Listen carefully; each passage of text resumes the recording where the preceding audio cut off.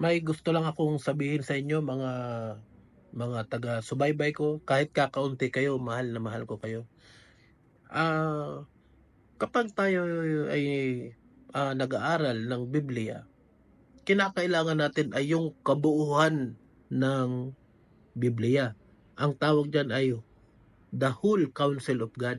Huwag tayong magbase sa isang talata lang tapos yun na ang iisipin natin na ating kaligtasan. Maraming nagkakamali diyan. Katulad nito, bibigyan ko kayo ng halimbawa. Ang John 3:16, marami nakakabisa diyan, kalimitan diyan born again. Ano ang sinasabi sa John 3:16?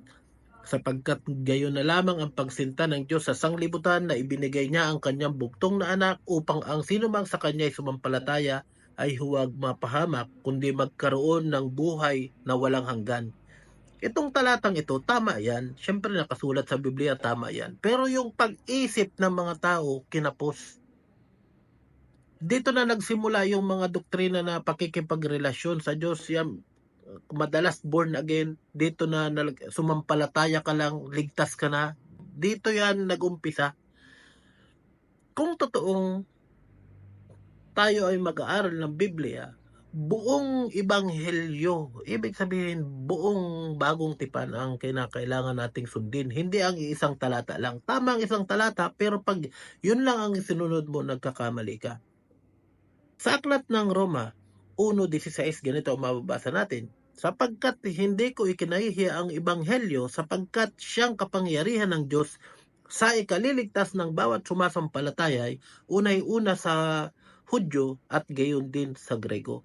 Kaya sinasabi ko, ang nais kong iparating sa inyo, hindi lamang sa isang chapter at verse ang kabuuan ng Biblia. Hindi yan ang kabuuan ng Biblia o ng Ebanghelyo na kaligtasan natin.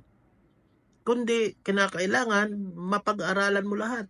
Ay paano na yung sinabi ni Kristo na kung ako inyong iniibig ay susundin ninyo ang aking mga utos. Sa ibang bahagi ng Biblia, mayroon pa mga utos katulad ng simple, yung 5 step of salvation.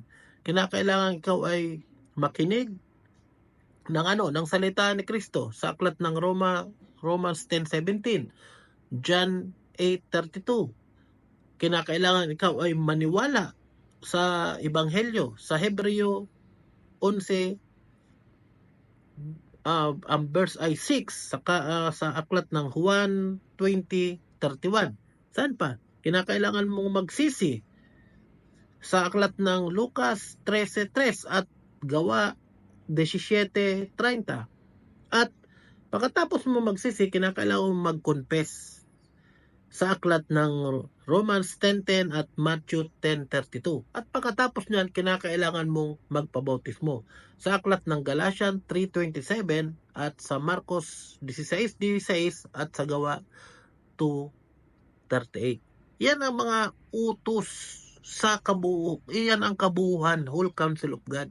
Kaya huwag tayong magpipick up lang ng isang talata sa Biblia, ng isang bersikulo, at yun na ang iisipin natin na yun na ang kabuuan, yun na ang kaligtasan. Hindi po ganoon. Kinakailangan ang whole counsel of God.